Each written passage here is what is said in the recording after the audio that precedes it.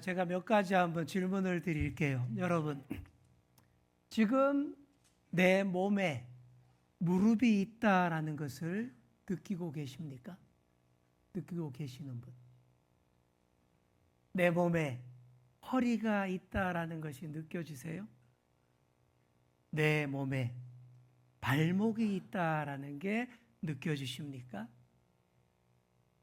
그렇다고 대답하시는 분들은요, 그 부위들이 다 아프신 분들입니다. 무릎이 아프니까 무릎이 있는 줄 아는 거예요. 발목이 아프니까 발목이 있는 줄 알고 허리가 아프기 때문에 허리가 있구나 아는 겁니다. 그래서 우리 어르신들이 다들 앉았다가 일어날 때마다 다 똑같은 소리를 내십니다.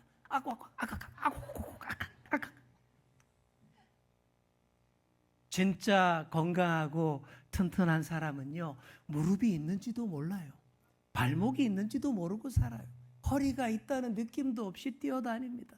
젊고 싱싱할 때 그렇죠. 네, 저도 오랫동안 무릎이 있는지도 발목이 있는지도 모르고 살았습니다.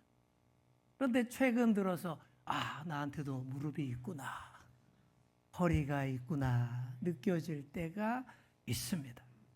그런 것 전혀 못 느끼며 살아가는 상태가 육체적으로 최상의 상태인 것입니다. 자, 그렇다면 정치적으로 어떤 상태가 최상의 상태일까요? 옛날 어떤 성현은 이런 질문을 받았습니다. 가장 잘하는 왕, 최고의 지도자는 어떤 왕입니까? 라는 질문을 받았을 때에 그 성현이 이렇게 대답을 했다라고 합니다. 있는지도 모르게 하는 왕이 최고의 왕이다. 요란 떨지 않고요, 드러내지 않고요, 뒤에서 조용하게 미리부터 부지런히 다 섬기고 일을 잘 해놔서 백성들이 아무 걱정 없이 살 수 있도록 해주는 왕. 그래서 누가 왕인지도 모르겠고 있는지도 모르는 왕이 최고라는 거예요. 이게 정치적으로는 최상의 상태입니다. 저는 우리나라가 그런 나라가 되었으면 정말 좋겠습니다. 요즘 그런 생각을 많이 합니다. 제발 뉴스 좀 그만 보고 살았으면 좋겠다. 재밌는 책도 많고 볼 책도 많고 볼 영화도 많고 재밌는 볼거리가 그렇게 많은데 뉴스 좀 그만 봤으면 좋겠다. 지도자가 누군지도 몰라도 되는 나라, 뉴스 안 보고 살아도 아무 문제 없는 나라가 가장 잘 되는 나라입니다. 제가 원래 뉴스를 잘 안 보던 사람이었는데 지난 몇 년간 정말 뉴스를 열심히 보며 살았습니다. 뉴스를 안 볼 수 없게끔 만들잖아요. 그런 시절이지 않습니까? 특히 지난 1년간의 정치 갈등과 혼란이 그 어느 때보다 유난했지 않습니까? 이렇게 유난했던 2025년의 끝자락에도 주님의 성탄은 어김없이 찾아오는 줄 믿습니다. 그래도 성탄절은 와요. 우리 마음에 햇빛을 쫙 비추며 지나갑니다. 진정한 구원자, 우리의 기쁜 메시아이신 예수 그리스도의 빛이 세상의 모든 어둠과 혼돈을 몰아내고 참 평화와 기쁨을 우리에게 비춰주시는 줄 믿습니다. 그래서 주님의 오심 자체가 우리에게 가장 큰 선물입니다. 그 성탄의 선물이 어떻게 나타납니까? 복잡하고 거칠고 사나운 삶의 환경 한가운데에 따뜻하고 부드러운 기운이 모락모락 피어나요. 그게 뭔가 하고 들여다봤더니 구유 안에, 소박한 포대기 안에 푹 쌓여서 누워있는 한 아기입니다. 하나님께서 우리에게 주시는 한 아기입니다. 오래전 한 아기가 태어날 것을 말한 예언자가 있었습니다. 이사야 예언자입니다. 이사야가 살던 시대는요, 고난과 어둠과 혼돈의 시기였어요. 정말 살기 어려운 어두운 시절이었습니다. 강력하고 잔인한 나라 아수르가 끝없이 이스라엘을 괴롭혔습니다. 풍전등화 같은 위기가 계속되더니 마침내 바벨론 제국의 나라가 패망하고 맙니다. 예루살렘 성도 다 무너지고 성전도 다 불타버렸어요. 그리고 쓸만한 사람은 저 머나먼 바벨론 땅으로 포로로 끌려가고 맙니다. 이렇게 고통스럽던 어둠의 시절에 이사야 선지자가 이런 예언을 합니다. 그게 2절입니다. 자, 우리 2절 말씀 우리 화면으로 함께 읽겠습니다. 흑암에 행하던 백성이 큰 빛을 보고 사망의 그늘진 땅에 거주하던 자에게 빛이 비치도다. 아멘. 암울하고 어둠 속에 있던 자들에게 빛이 비친다라고 말합니다. 어떻게 그렇게 되냐 하고 또 들여다봤더니 한 아기가 태어났기 때문이랍니다. 현실적으로만 생각하면요, 그런 어려운 시절에 아기가 태어나면 저거 어떡하나, 얼마나 불안하고 제대로 클 수 있을까, 얼마나 힘들까, 슬픈 생각만 들 거예요. 그런데요, 이 아기에 대한 예언의 말씀이 심상치가 않습니다. 보통의 인간 아기에 대한 말씀이 전혀 아니에요. 이 땅을 정치적으로 다 이룰 수 있는 일들도 다 전혀 아닙니다. 오로지 하나님의 다스림 안에서만 가능한 일들입니다. 자, 이 아기의 모습을 어떻게 묘사합니까? 자, 우리 6절을 보십시오. 둘째 줄, 어떤 모습입니까? 그의 어깨에 뭐가 있다고요? 정사를 메었다 라고 되어 있습니다. 나라 정치에 관한 일, 행정에 관한 일이 정사입니다. 그러니까 이 아기는 통치권을 부여받은 아기, 다스릴 자다라는 얘기입니다. 그리고 나서 이 아기를 여러 가지 이름으로 부릅니다. 이 아기의 첫 번째 이름은 기묘자. 또 뭐가 있어요? 모사입니다. 자, 우리가 보는 성경은 이처럼 따로따로 두 이름을 따로따로 얘기하고 있지만 원문에서 제대로 정확하게 번역해 보시면 이 둘을 연결해서 모사의 기묘자라고 번역하는 것이 정확합니다. 좀 어려운 얘기인데 쉽게 제가 말씀드리자면 이런 얘기입니다. 놀라운 조언자, 이런 뜻입니다. 기묘자라 모사라 이게 무슨 뜻이냐 하면 놀라운 조언자, 이런 뜻입니다. 어렵고 힘든 시대에 놀라운 조언자가 절실하게 필요합니다. 세상이 답답하고 꽉 막혀 있고 아픈 부위들이 여기저기서 막 느껴질 때에 무엇이 필요하겠습니까? 현실을 정확하게 통찰하고 어둠을 꿰뚫어보고 앞일을 내다보는 탁월한 전략가가 필요합니다. 이걸 모사 혹은 참모라고 얘기하는 거예요. 지도자 리더들에게는 이런 모사가 정말 중요합니다. 여러분들이 잘 아시는 삼국지에 보시면요, 유비 곁에 누가 있었습니까? 제갈공명이 있었잖아요. 모사입니다. 제갈공명이 없었다면요, 유비는 아무 일도 못하고 금방 무너졌을 겁니다. 그런데 반대로 아주 탐욕스럽고 저질스러운 모사가 곁에 있으면 더 큰일 납니다. 제대로 된 인재, 조언자들 다 제쳐버리고 간신의 말만 듣고 또 이상한 도사, 점쟁이 말만 들으면서 야, 기묘자다, 모사다 그러면서 그거 시키는 대로만 해보세요. 다 큰일 나는 겁니다. 역사 속에서 그런 일들이 정말 많았습니다. 다시 6절을 보시면 이 아기의 두 번째 이름은요, 따라해 보겠습니다. 전능하신 하나님. 모든 것을 알 수 있는 절대적이고 가장 강한 최고신이라는 뜻입니다. 아수르 바벨론 같은 강대국의 틈바구니에서 나라를 지키고 백성을 보호하려면 강한 능력, 전능하신 하나님의 힘이 꼭 필요합니다. 그런데 이사야는 이 한 아기가 그 전능하신 하나님이라고 말씀합니다. 자, 이 아기의 세 번째 이름을 뭐라고 얘기하시냐 하면요, 영존하시는 아버지, 평강의 왕이라고 합니다. 따라해 볼까요? 영존하시는 아버지, 평강의 왕. 고대 근동에서는요, 아버지는 어떤 상징이냐 하면 보호자를 의미합니다. 그러니까 이 아기가 영원한 보호자가 된다라는 거예요. 만인의 아버지처럼 좌정해서 오래도록 변치 않고 백성들을 평화롭게 지켜주는 평강의 왕이다, 이렇게 말하고 있는 것입니다. 자, 그래서 종합해 보겠습니다. 종합해 보면 무지 어려운 시절을 헤쳐나가려면 놀라운 조언자, 전능한 능력자, 위대한 영도자가 꼭 필요한데, 그런 분을 우리 하나님께서 보내셨다라는 얘기입니다.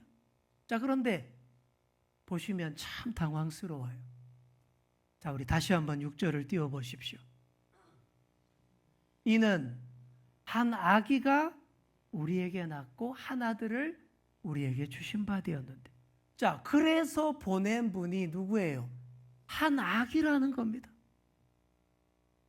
세상이 확 바뀌기를 바라는 사람들에게는요, 한 아기라고 그러면 별로 매력이 없을 거예요. 모든 문제를 한 방에 확 날려버릴 해결사를 원했는데, 이건 아니지 않습니까? 라고 할 거예요. 그런데 하나님은 이 한 아기가 바로 그 놀라운 조언자라는 거예요.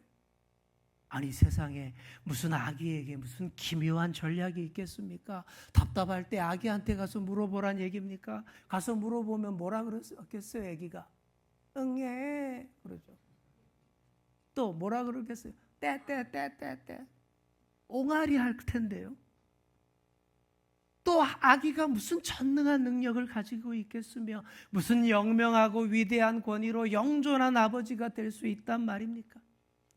그런데 사랑하는 성도 여러분, 바로 여기에 성탄의 신비가 있습니다. 이사야가 말하는 한 아기는요, 세상의 방식과 세상의 상식과 전혀 다릅니다.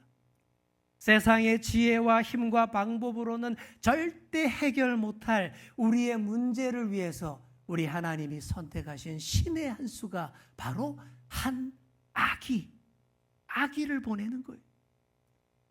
세상의 지혜로, 세상의 방식으로, 힘으로 안 되기 때문입니다. 여러분, 세상의 지혜는 어떻습니까? 황당한 거짓말로 속여요.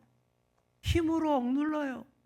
나쁜 짓 한 게 다 보이는데도 뻔뻔한 얼굴로 모른다고 잡아댑니다. 뒤통수 치고 갑질합니다. 그러면서 그걸 가지고 지혜라 그래요.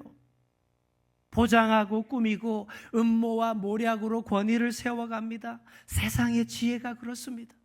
이런 세상의 지혜로 세상의 문제가 하나도 해결이 안 된 거예요. 세상의 힘은 또 어떻습니까?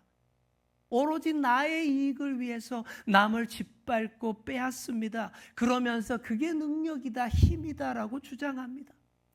힘만 있으면 법이고 윤리고 다 필요 없는 것처럼 굽니다. 그래서 이 세상이 얼마나 어둡고 복잡하고 더 골치 아파졌습니까? 안 된다라는 거예요, 이걸로는. 자, 그런데 여러분, 아기를 한번 생각해 보시기를 바랍니다. 아기는요, 보이는 그대로입니다. 아기에게서 복잡하고 기묘하고 교활한 술수 찾아볼 수 없어요. 아기는 그저 배고프면 울고요. 문제가 있으면 울고요. 기분 좋으면 웃습니다. 싫으면 찡그립니다. 좋으면 웃어요. 그런데 웃어도 진짜 뿅 가게 웃습니다. 옹알이를 옹알옹알 해대는데 와, 진짜 못 견디게 이쁩니다. 이뻐 죽겠다 라는 표현이 저절로 딱 맞죠. 아기의 웃는 모습 보면서 여러분들도 다들 한 주름씩 펴지지 않습니까? 아무리 사는 게 고달파도요, 갓난쟁이 하나만 집안에 딱 있으면 그거 보면서 막 웃으며 박수치고, 그죠? 좋아하잖아요. 저도 복잡하고 힘들 때는 아기를 봅니다. 옛날에는요, 아기 인형도 있었어요. 요즘에는요, 유튜브로 많이 봅니다.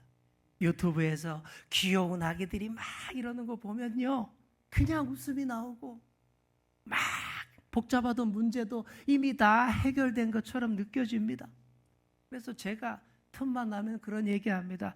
야, 우리 집에도 갓난쟁이 하나가 있었으면 좋겠다. 네, 틈만 나면 그런 소리 합니다. 우리 아내는 이미 늦었고, 네, 기대하는 거죠. 하나님께서 답답하고 어두운 시대를 향해 한 아기를 보내주셨습니다. 그러면서 이 아기야말로 기묘자라 모사라라고 했습니다. 아무 술책도 없고 꼭꼭 숨겨놓은 속내도 없는 아기의 울음과 옹알이야말로 하나님께서 우리에게 주신 기묘한 지혜요 조언입니다. 이 세상의 거짓을 정면으로 부정하는 메시지입니다. 이 아기의 울음소리와 옹알이야말로 위에 올라앉아서 앞지 않은 자들을 죄다 부정하는 소리입니다. 세상의 속임수와 뻔뻔한 리더십을 다 뒤집어 엎는 소리입니다. 우리를 위해 하나님이 주시는 새로운 지혜, 공정한 힘, 진정한 권위입니다. 이처럼 하나님께서 이루어 가시는 길은요, 세상의 방식과 길과는 전혀 다른 길입니다. 전혀 새로운 길을 한 아기와 함께 시작하게 하셨습니다. 자, 우리 옆에 계신 분께 한번 이렇게 말해 주겠습니다. 새로운 길을 한 아기와 함께 시작하셨습니다. 아멘. 이사야가 예언한 그 한 아기가 실제로 태어납니다. 세월이, 이사야의 때로부터 세월이 좀 많이 흘러서 헤롯 왕이 모략과 술수로 다스리던 그 시절, 유대 땅 베들레헴에서 태어납니다. 하나님의 아들 독생자 예수 그리스도이십니다. 이로써 오랜 약속이 다 이루어진 거예요. 사랑과 공의로 다스리시는 하나님 나라가 열리게 된 것입니다. 자, 우리 함께 7절 말씀을 화면 보면서 함께 읽겠습니다. 그 정사와 평강의 더함이 무궁하며 또 다윗의 왕자와 그의 나라에 군림하여 그 나라를 굳게 세우고 지금 이후로 영원히 정의와 공의로 그것을 보존하실 것이라. 만군의 여호와의 열심히 이를 이루시리라. 아멘. 예수님이 한 아기로 오셔서 다스리신다라는 거예요. 결코 이 세상의 방식으로 다스리지 않는다라는 거예요. 모략과 술수로, 억압과 독재로, 거짓 모사를 통해 하지 않습니다. 하나님의 정의와 공의로 영원히 통치하십니다. 참 평화를 우리에게 소개해 주십니다. 예수님이 태어날 당시에는 역사가들이 팍스 로마나라고 부르는 시절이었습니다. 200년 동안 지속된 그런 시절이었는데, 팍스 로마나라는 말은 로마 제국에 의한 평화라는 뜻입니다. 로마 제국의 군사력이 워낙 압도적으로 강해서 주변의 다른 나라들이 덤빌 엄두가 안 나서, 그래서 전쟁이 없던 시절, 한 200년간의 평화가 보장되던 그 시절을 일컫는 말이에요. 그런 시대에 예수님께서 참 평화의 왕으로 오셨습니다. 한 아기의 모습으로 오셔서 응애하고 옹알이하면서 뭐라고 합니까? 이게 평화가 아니야. 참 평화는 이런 게 아니야. 가짜 평화를 꾸짖으셨습니다. 오늘 우리가 살아가는 시대를 혹자는 그렇게 얘기합니다. 팍스 아메리카나라고 얘기합니다. 미국의 군사력이 너무 강해서 평화가 보장되는 시절이다라는 뜻이죠. 하지만 이제는 중국이 치고 올라와서 그 평화를 다르게 다루려고 합니다. 러시아, 일본까지 자기네 존재감을 드러내려고 생난리를 칩니다. 그 가운데에서 거짓 평화를 주장하는 모략과 술수들이 막 넘쳐나요. 그 가운데 끼인 우리나라 사정이 얼마나 어렵고 복잡한지 모릅니다. 세상의 기묘자 모사를 따라 해결하려고 하면 답이 없습니다. 그러니 늘 불안하고 뉴스를 봐야 되는 거예요. 어떻게 해야 할까요? 세상의 방식으로 답이 없습니다. 어떻게 해야 할까요?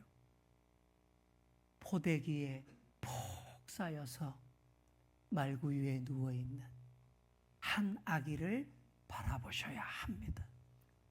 그 웃음을 집중하여 보셔야 되고요. 그 옹알이를 귀 기울여 들어야 합니다. 이 옹알이하는 아기를 본능적으로 두려워하는 자들이 있습니다. 항상 있어요. 누굴까요? 공중권세 잡은 자 사탄 마귀와 그의 사주를 받아 불의하게 세상을 지배하는 불의한 통치자들입니다. 온갖 술수와 모략으로 높은 데 올라간 자일수록 이 아기를 더 두려워합니다. 옛날 애굽의 바로가, 이집트의 파라오가 아기를 두려워했습니다. 스스로를 태양신의 아들이라 주장하면서 절대 권력을 휘두르던 바로가 아기를 두려워해서 모세 시대의 아기들을 나일강에 다 던져서 죽이려고 했습니다. 헤롯 왕도 아기를 두려워했습니다. 로마 제국의 아부에서 유대의 왕이 된 헤롯, 모략과 교활한 술수로 통치하던 폭군입니다. 그 헤롯도 한 아기가 태어났다는 소식을 듣고 너무 당황하고 두려워한 거예요. 얼마나 두려워했던지 그 한 아기를 없애려고 베들레헴의 2살 아래 아기들을 다 죽이는 끔찍한 만행을 저질렀습니다. 그런데 여러분, 이렇게 아기들을 두려워하고 죽이려 할 때에 공중권세 잡은 자가, 세상의 불의한 자가 한 아기를 죽이려고 할 때마다 한 아기를 살려내고 지켜주는 이들이 있었습니다. 나일 강물에서 건져진 아기가 모세입니다. 힘없는 한 아기를 물속에서 건져내고 지켜냈을 때에 출애굽의 큰 구원 역사가 시작될 수 있었던 거예요. 헤롯의 대사륙 앞에서도 한 아기를 굳게 지켜냈습니다. 이렇게 한 아기를 지켜내는 자들이 바로 저와 여러분이 다 되시기를 축복합니다. 한 아기를 반드시 받아 지켜내는 자들이 진정한 성탄의 주인공인 거예요. 여러분, 한 아기가 온 것만으로 성탄이 다 완성되는 게 아니에요. 모여서 아기 한번 딱 보고는 아유 이쁘네 그러고는 흩어지는 성탄의 구경꾼 들러리가 되시면 안 돼요. 6절의 두 번째 문장이 중요합니다. 6절 한번 띄워줘 보십시오. 한 아기가 우리에게 낳고 한 아들을 우리에게 뭐라고 했어요? 주신 바 되었다라고 했습니다. 한 아기가 왔다는 것이 첫 소식이라면 이제는 우리가 그 아기를 받아 모셔야 합니다. 주셨는데 안 받으면 안 되는 거예요. 구경만 하고 끝내면 안 되는 거예요. 우리를 위해서 우리에게 주신 그 아기를 우리가 품에 안아야 돼요. 받아 모셔야 합니다. 그래야 성탄의 사건이 우리의 사건이 됩니다. 그래야 어두운 현실도 다 뛰어넘고 구원과 평화와 소망이 우리의 것이 되는 거예요. 즉, 한 아기는 구경만 하고 말 대상이 아니라 힘써 맞아 품에 안아야 할 존재입니다. 자, 우리 옆 사람에게 한번 이렇게 말해 주겠습니다. 한 아기를 받아 모셔야 합니다. 아멘. 자, 그래서 정리해 보자면 크리스마스가 어떤 날일까요? 성탄절이 무슨 날일까요? 하나님께서 한 아기를 보내주신 날인 동시에 그 아기를 모시고 품어 지킨 사람들의 명절인 거예요. 다시 해보겠습니다. 성탄은 한 아기를 주신 사건이며 그 한 아기를 모시고 품어 지킨 사람들의 명절입니다. 이제 말씀을 맺습니다. 하나님이 어둠 속에서 절망하고 힘겨워하는 우리를 위해서 한 아기를 보내주셨습니다. 강렬하고 힘세고 맹렬한 용사를 보내신 게 아니에요. 그렇다고 또 용포에 쌓여서 화려한 요람에 뉘어있는 금수저 아기도 아니에요. 누추한 포대기에 쌓여서 부유에 뉘어있는 아기입니다. 그런데 이 아기가 우리의 소망이요 우리의 평화인 줄 믿습니다. 이 크신 은총을 역사의 구경꾼이 되어서 흘려보내지 마시기를 바랍니다. 반드시 이 한 아기를 가슴으로 품어 모시기를 바랍니다. 우리에게 주신 한 아기를 품에 모시고 지켜나갈 때 비로소 참된 성탄의 은혜와 구원 역사가 멋있게 펼쳐집니다. 이 사실을 꼭 기억하시며 한 아기와 함께 복된 성탄절과 복된 새해를 맞이하시는 그런 저와 여러분 다 되시기를 간절히 축원합니다. 기도하겠습니다. 하나님 아버지, 어둠과 흑암 시대 가운데 살며 정말 주님의 은혜의 빛을 절실히 필요로 합니다. 어둠을 빛으로 밝히기 위하여 한 아기를 우리에게 주신 하나님, 그 한 아기가 늘 우리 가슴에 있게 하여 주옵소서. 세상의 어둠과 복잡함을 아기의 웃음과 옹알이로 풀게 하시고 성탄의 구경꾼이 아니라 성탄의 주인공이 되도록 그 아기를 품에 안고서 세상을 밝히며 기쁘게 살아가는 저희들이 다 되게 하여 주옵소서. 감사드리며 예수님의 이름으로 기도드립니다. 아멘.